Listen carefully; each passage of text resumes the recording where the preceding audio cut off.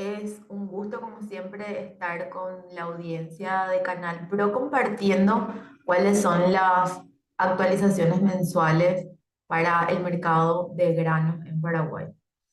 En esta nueva actualización que se publicó en estos primeros días de julio respecto al cierre hasta junio, lo que vemos respecto a la soja es que el 100% de lo sembrado en Paraguay está cosechado. Paraguay tiene una particularidad de plantar dos ciclos de soja en zafra y en safriña, a diferencia de otros países como Brasil, por ejemplo, que tienen un solo ciclo. Entonces, si bien en la zafra está el mayor volumen, la mayor cantidad, la safriña en Paraguay es muy importante para determinar el volumen final, el balance final de lo que se habrá plantado. Respecto a la zafra, que se comienza a cosechar a principios del año, ya estaba cerrada para los principales departamentos de la región oriental, en donde es muy importante resaltar que los cuatro departamentos que tienen mayor representatividad en el total son el Alto Paraná, Itapúa, Canindeyú y Caaguazú, que conjuntamente representan el 83% de todo lo que va a ser la plantación de soja en Paraguay. Entonces, lo que suceda en esos cuatro departamentos es muy importante para la mayor cantidad de lo que será cosechado. Pero como había adelantado, esa zafra, esa primera cosecha inicia a comienzos del año, el balance para esos principales productores ya estaba cerrado, entonces la variable de ajuste fue el Chaco, que por haber comenzado a plantar un poco más tarde, consecuentemente inició su cosecha más tarde también. Y lo que vimos son de vuelta rendimientos menores a lo que ya habíamos recortado en el mes anterior,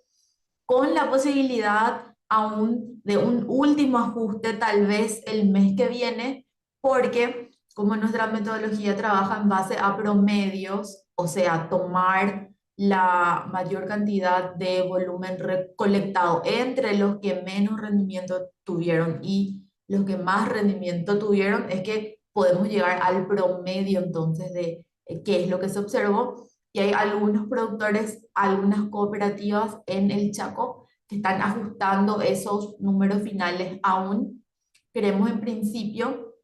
que sería de poco más de 1 tonelada por hectárea el rendimiento, pero eso puede llegar aún a sufrir ajustes el próximo mes en nuestra nueva actualización, tal vez incluso quedando con menos de 1 tonelada de productividad por hectárea para la soja chaqueña. Está entonces eso en abierto, pero lo que respecta a la región oriental ya está completamente cerrado. Y luego para lo que es zafra, que es el segundo cultivo que complementa entonces a esa cosecha principal, no vimos variaciones tampoco. Entonces, de las poco más de 10 millones de toneladas, esos ajustes en el Chaco terminaron generando con que quedara al final ese balance en 9,98 millones de toneladas para lo que es la soja en Paraguay. Luego, respecto entonces a el maíz safriña, lo que vemos es que las sequías en la zona norte de la región oriental, principalmente en Amambay y en San Pedro, generaron bajas que consecuentemente van a generar una menor producción maicera en Paraguay.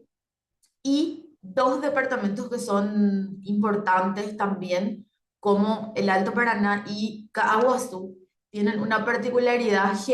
geográfica que al estar en el centro de el Paraguay, compartieron la sequía arriba de la Ruta 7 y compartieron las buenas lluvias por debajo de la Ruta 7. Entonces la zona sur de los departamentos tanto de Caguazú como de el Alto Paraná tuvieron mejores condiciones climáticas y el destaque de toda la campaña 2023-2024 fue Itapúa, que tuvo los mejores niveles pluviométricos en el Paraguay. Fue el departamento que recibió la mayor cantidad de milímetros de lluvia. Entonces, camina todo para que la producción itapuense tenga el récord en esta temporada de mayor generación de maíz por hectárea, entonces, eh, quedando en promedio en 6 toneladas por hectárea. Y en este sentido es importante decir que va a ser una de las safriñas más discrepantes de las últimas temporadas, justamente porque en el norte hay grandes pérdidas, hay productores que están con bastante merma, entonces aún estamos viendo cuáles serán los ajustes finales para esta producción. La sequía más en las regiones norte de de el Alto Paraná y de Caaguazú, así como de Canindeyú también, que son departamentos muy importantes para la producción en volumen total, hizo que realmente no se pudiera cumplir con ese récord. Y respecto a las mermas en el Chaco, si bien suman también a el balance final, por la representatividad que esa región tiene en el total, o sea, por el peso, por la participación que el Chaco tiene en el total, esos números para componer el balance final no tienen tanto peso como las pérdidas que sí se generaron en la productividad potencial, ¿verdad? En poder llegar a lo máximo que puede llegar a ser cosechado en los departamentos que tienen mayor área plantada y mayor productividad también.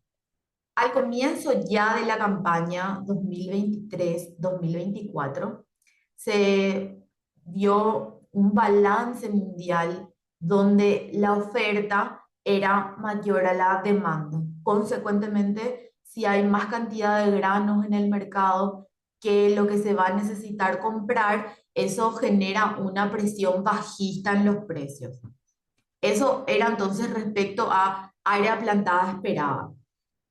Con pérdidas o ajustes por mercados climáticos, eso consecuentemente va variando, pero lo que se vio específicamente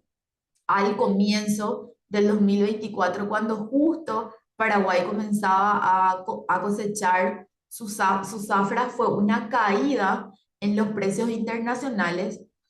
que se sumó a la ecuación de precios en Paraguay, que por su mediterraneidad tiene una característica de tener que poner en esa cuenta cuáles son los descuentos de fletes y de salidas, no solo desde la finca hasta los puertos, sino hasta el destino final. Entonces, el basis, que es el descuento de cuánto se le va a sacar al productor por cada tonelada de soja entregada al vendedor final en Paraguay, es más alto que lo que se ve en Argentina o en Brasil, que tiene salida al mar y que consecuentemente es menor el costo de tener que sacar esos granos, ¿verdad? Ese descuento que históricamente en Paraguay por tonelada de soja estuvo entre 30 y 40 dólares por tonelada al comienzo del año y durante el primer trimestre de 2024, en ciertas zonas del Alto Paraná, algunos productores llegaron a comentar que lo que se les ofrecía era de menos 90 dólares de descuento por tonelada. Entonces, salir de 30 a 90 de descuento hizo con que muchos productores optaran por esperar cerrar sus ventas en físico. Solo que también un otro factor importante de presión es que los productores tienen fecha para cumplir con sus compromisos de crédito financiero. Entonces, como esos vencimientos solían inicialmente ser en abril, por este año se trasladaron a mayo, generaron que ventas tuviesen que hacerse necesariamente en el segundo trimestre de este año, donde consecuentemente hubo una mejora en en las cotizaciones internacionales. De cualquier forma, este contexto de baja internacional generó que a cierre de junio del 2024 el 76% de la soja paraguaya esté comercializada, siendo que el año pasado era ya de más del 80% ese nivel, y en el 2022 fue de casi el 99%. Entonces, vemos como en zafras anteriores estar toda nuestra soja casi completamente vendida. En este año estamos aún en el 76%, porque muchos productores optaron por esperar a ver que esos precios internacionales mejoren. Al mismo tiempo, una otra cosa que pasó a verse este año también es que hubo una mayor cantidad de cierre de contratos en abierto, que significa que el productor hace un acuerdo para la venta de su grano desde su finca o desde silos que son particulares hasta el exportador final, cerrando los contratos solamente en volumen, en cantidad, y esperando para poner el precio final recién en el puerto, esperando hasta el último momento que esas negociaciones suban, porque lo que estamos viendo ahora al comienzo del segundo semestre es que hay un leve repunte por el mercado climático en Estados Unidos, y por lo que la Secretaría de Agricultura de ese país indica también, tanto para área plantada como para stocks dentro de el país, que están teniendo interferencia entonces en esos precios. Pero lo que en síntesis se vio en Paraguay en esta campaña es que los productores optaron por esperar vender sus granos tanto cuanto fuese posible. Esa comercialización continúa lenta, así que veremos cuál es el desarrollo en las próximas semanas respecto a cuál sea la decisión final que estos productores tomen respecto a la liquidación de cuáles son los granos que aún se encuentran en Paraguay. Eso para lo que es soja. Para lo que es maíz, se está ahora viendo una caída en las cotizaciones de la Bolsa de Chicago, que es la principal referencia internacional para fijación de precios, porque la semana pasada el Departamento de Agricultura de los Estados Unidos hizo su actualización de stocks trimestrales en el país y de área plantada ya para la próxima campaña 2024-2025, que ya inició en los Estados Unidos. Y para el caso del maíz, a diferencia de la soja, se vio una mayor área plantada en relación a lo que se estaba esperando inicialmente, y se recabaron mayor cantidad de stocks también en el país frente a lo que el mercado estimaba. Eso consecuentemente generó una presión a la baja en los precios, pero dentro del Paraguay las cotizaciones hasta este momento vemos que no se vieron aún tan afectadas por la baja en la producción local, y porque consecuentemente esa menor cantidad de producción interna genera un efecto de manutención de los precios.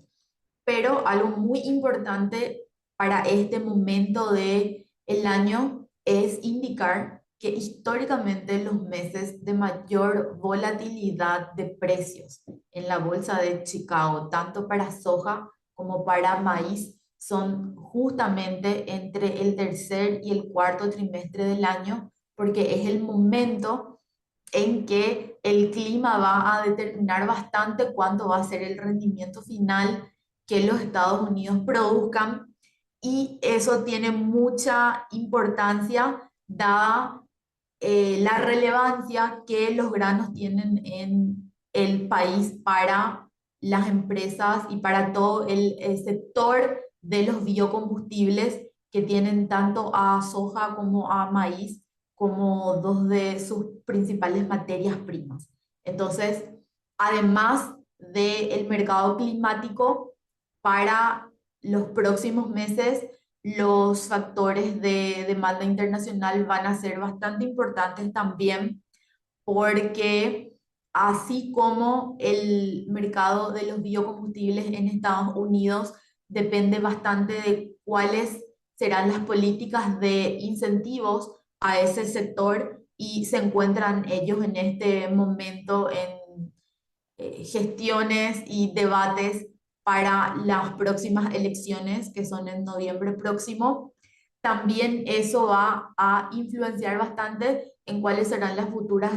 relaciones comerciales con China, que es el principal comprador de soja en el mundo. Entonces, además de todas las dinámicas internas en los Estados Unidos respecto a su mercado climático para lo que hace a la oferta, como al mercado de biocombustibles para lo que hace a la demanda, así como cuáles van a ser las repercusiones del resultado de las elecciones en la relación con China, y cuando China pase a demandar y a importar,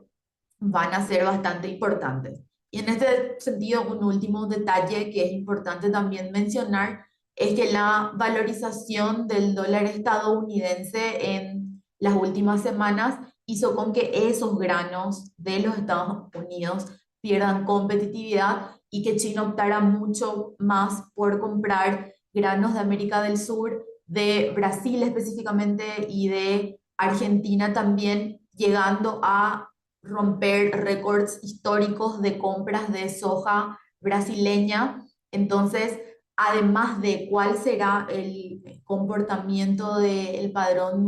monetario internacional, cuál sea la resolución de las elecciones, va a depender también de cómo el comercio internacional se va a comportar en los próximos meses.